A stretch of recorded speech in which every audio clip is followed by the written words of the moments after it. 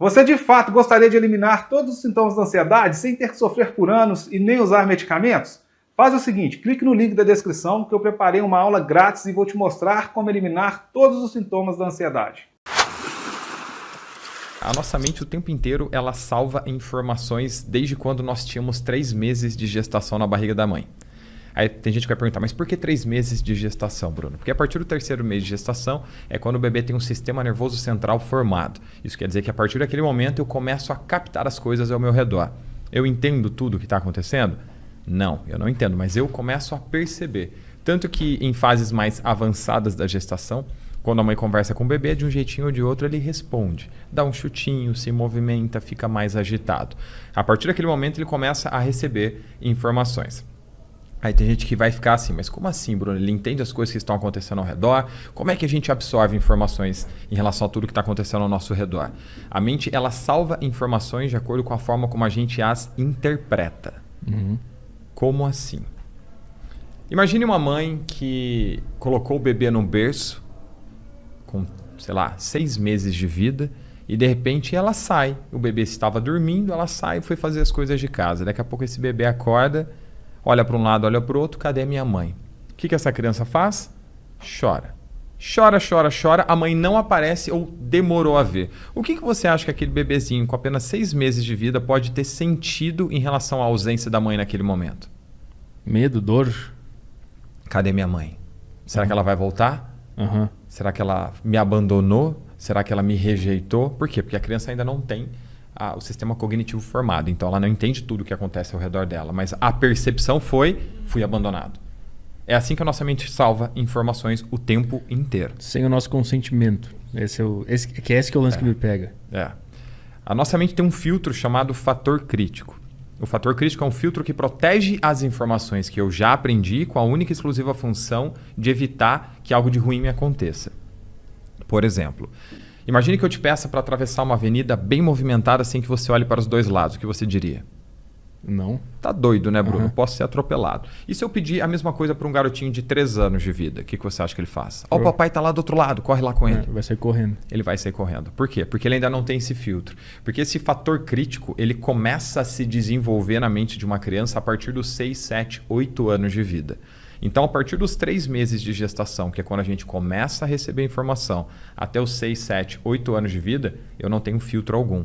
Então, todas as informações entram igual faca quente na manteiga, com toda a tranquilidade e facilidade do mundo. Isso é positivo e é fisiológico, porque um bebê, quando nasce, ele precisa aprender muito rápido para sobreviver. O que ele pode, o que ele não pode, o que ele deve, o que ele não deve fazer. Mas, ao mesmo tempo que eu recebo informações que são boas, eu recebo informações que são ruins ou negativas. Aí a gente pode exemplificar como isso funciona para a mente humana usando um case de um cliente que eu atendi, tudo bem? Claro. Então vamos lá. Uma vez eu atendi um cliente, vamos chamar ele de João, tá? Esse cliente apareceu aqui com 35 anos dizendo que sofria de ansiedade. Hoje, de 10 pessoas que eu atendo, 9 sofrem de ansiedade. Se você pesquisar no Google lá, você vai ver que o Brasil é o país mais ansioso da América Latina. Quase 19 milhões de brasileiros sofrem de ansiedade hoje. Então é arroz com feijão, dia a dia. Esse cliente apareceu lá dizendo que ele sofria com ansiedade. Dentro do processo terapêutico que eu trabalho, que é a hipnoterapia, o nome do problema para mim não é importante. Por quê? Porque o nome é apenas um rótulo que deram para um grupo gigante de sintomas. Se você pesquisar sintomas da ansiedade, tem uma lista com mais de 100 sintomas. Eu preciso ter 100 sintomas para receber um diagnóstico de ansiedade? Não. Se eu tiver ali uma meia dúzia por um período de 5, 4 meses, eu já posso ter um diagnóstico de ansiedade. Então, o nome para mim não importa. O que importa é o que você sente. É o que vem antes do sintoma. Porque o sintoma é apenas a pontinha do iceberg. Ele está tentando te dizer que tem algo errado aí, né? Exato. O sintoma é uma das poucas formas que a mente tem de nos avisar que tem algo de errado acontecendo. O detalhe é que a gente não vem com manual. Por consequência, a gente não sabe ler o que está acontecendo. Vamos lá, contando a historinha do João. O João apareceu com 35 anos e ele dizia que a ansiedade gerava baixa autoestima, insegurança, procrastinação, medo, insônia, compulsão alimentar, que fazia com que ele se prejudicasse dentro do trabalho, nos relacionamentos, ou seja, era uma bola de neve na vida do João. O João comentou que estes problemas começaram quando ele tinha 25 anos. Aos 30 anos, desculpa. Quando o João tinha 30 anos. Aos 30 anos, o João foi casado, Ele foi traído, descobriu, perdoou, não contente, ele tomou um pé na bunda e ela ficou com o amante. A partir daquele momento, o João começou a ter crises de ansiedade. Aí eu te pergunto, foi a traição e o pé na bunda que desencadearam a ansiedade do João? Sim ou não? Você acha que foi a causa do problema dele, sim ou não? Acho que não, acho que foi como ele interpretou aquela situação. Perfeito. Como ele absorveu aquilo, né? Um gatilho. Foi um gatilho. Dentro do processo terapêutico, o João trouxe várias informações muito legais, muito importantes. Quando o João tinha 25 anos, o João foi noivo. E um dia sem mais nem menos, a noiva dele terminou com ele. Dias depois, ele descobriu que ela estava com outro. Quando o João tinha 15 anos, ele namorou uma mocinha e um dia numa festa, ela foi ao banheiro e demorou para voltar. O João foi procurá-la, procurou. De repente, ele encontra a namoradinha no fundo da festa, no escurinho, dando os beijinhos em outro. Quando o João tinha 7 anos, ele gostava de uma menininha na escola. E um dia ele decidiu dizer para ela isso. Quando o João se declarou, ela disse que gostava do melhor amigo dele.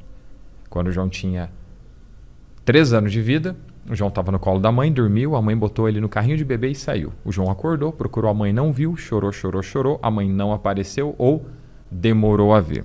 Quando o João tinha 6 meses de vida, estava no colo da mãe, mais uma vez dormiu, a mãe colocou ele no berço, saiu, o João acordou, procurou a mãe, não viu, chorou, a mãe não apareceu ou demorou a ver. Todas essas informações o João me trouxe dentro do processo terapêutico.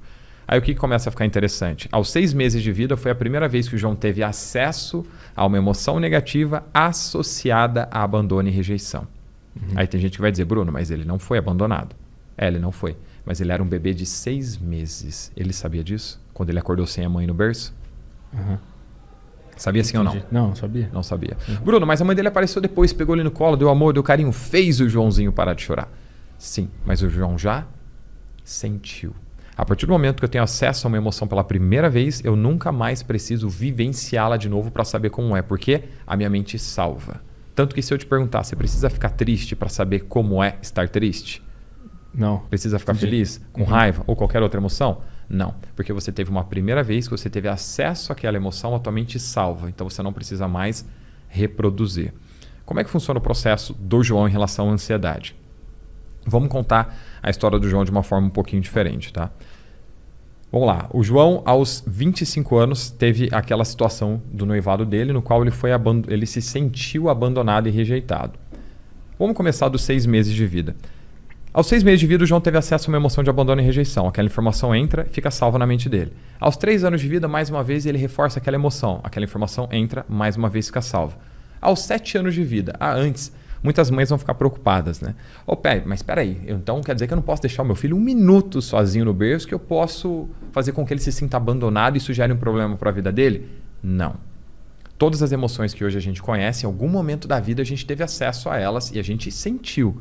Tem uma primeira vez que a gente se sentiu abandonado, rejeitado, bravo, triste, feliz, etc. na infância. Então não gera um problema, é apenas uma emoção aprendida. Aos 6 meses o João teve acesso a essa emoção, aos 3 anos ele reforçou, aos 7 anos mais uma vez ele tem acesso àquela emoção pela menininha da escola que ele gostava. Porém, aos 7 anos é quando o João começa a ter aquele filtro chamado fator crítico, que protege as informações que eu já conheço. O fator crítico, fazendo uma analogia, é como se fosse o porteiro da mente. Ele que define quem vai ficar do lado de fora e quem vai entrar de acordo com aquilo que eu já conheço. Ele sabe quem mora e quem não mora ali. Exato. Quando aquela informação chega no fator crítico, ele já está trabalhando. Só um minutinho, peraí. Abandono e rejeição, deixa eu ver se eu te conheço. Confere do lado de dentro. Já não tinha tido acesso 2 vezes? Conheço, abandono e rejeição, pode entrar. Seja bem-vindo, a informação é aceita. 15 anos de vida, abandono e rejeição, conheço, entra. 25, opa, entra. 30, entra. Aos 30 anos, imagina um copo. O do João estava cheio até a tampa. Quando ele teve aquela traição e aquele abandono no casamento aos 30 anos, o copo dele transbordou. Quando transbordou, foi a famosa gota d'água, surgindo um sintoma. Como é que funciona? É como se a mente do João dissesse, João, chega, cara. Você já foi muito abandonado, já foi muito rejeitado. A partir de agora eu vou cuidar de você. A partir de agora eu vou assumir o controle da sua vida. Prazer? Ansiedade, depressão, pânico, fobia, compulsão, qualquer que seja o nome do problema, sintoma ou comportamento sabotador. É a mente tentando mudar aquilo, é isso? A mente, após a repetição, cara, tem que gesticular, né? Se me segura, parece que eu não consigo falar. Não, vai. Após, pode ir. Não tem problema. Após a criação de um padrão. O João teve acesso e reproduziu este padrão várias vezes. A mente humana, ela é ociosa. A partir do momento que ela cria um padrão, que a gente chama de caminho neural, ela tende a continuar repetindo aquele padrão. Para economizar energia. Justamente para economizar energia. Uhum. A partir do momento que ela cria aquele padrão e ela tende a continuar repetindo aquele padrão, entendendo que aquilo é muito ruim para o João e faz mal para ele, é como se a mente antecipasse aquela emoção de abandono e rejeição com a intenção de protegê-lo, evitando que ele vivenciasse aquilo de novo. Uhum. Assim surge a ansiedade. A ansiedade não é o tempo inteiro eu antecipar uma emoção.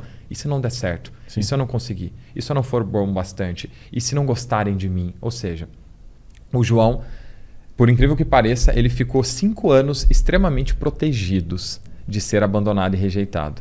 Qual a única probabilidade de eu não ser abandonado? Não estando num relacionamento. Uhum. Ou seja, o João até conheceu algumas pessoas, mas sempre quando ele começava a se relacionar com essas pessoas, a mente dele começava a antecipar aquela emoção de eu vou ser abandonado, eu vou ser rejeitado. Essa mulher é muito areia para o meu caminhãozinho, ela é muito bonita para mim, ela não vai ficar comigo. E ele começava a sabotar os relacionamentos. Uhum. Então foram 5 anos extremamente protegidos. É muito interessante como o fator crítico funciona, porque uma pessoa que é ansiosa, deprimida, se você chega nela e fala assim, poxa, cara, você é um cara novo, você é um cara bonitão, você tem uma vida inteira pela frente, você não pode ficar desse jeito se lamentando por tudo aquilo que aconteceu com você. Você tem mais é que ser feliz. O cara fica pior, né? Adianta falar isso pra pessoa? Ele fica mais ansioso ainda. Fica. Ele percebe que ele pensa que tá perdendo alguma coisa, que ele podia estar fazendo e não tá fazendo. Caramba, parece que eu tô assim porque eu quero. Quando esse você precisa ser feliz chega no fator crítico, é como se o fator crítico, o porteiro da mente, dissesse assim, peraí, feliz? Quando o João era feliz, ele era abandonado e rejeitado a vida inteira. Agora que o João tá ansioso, deprimido, se sentindo o cocô do cavalo do bandido, o João tá protegido. A informação é rejeitada. Por isso que eu digo, adianta falar sobre o problema? Adianta falar do problema? Adianta falar o oposto do problema? Não.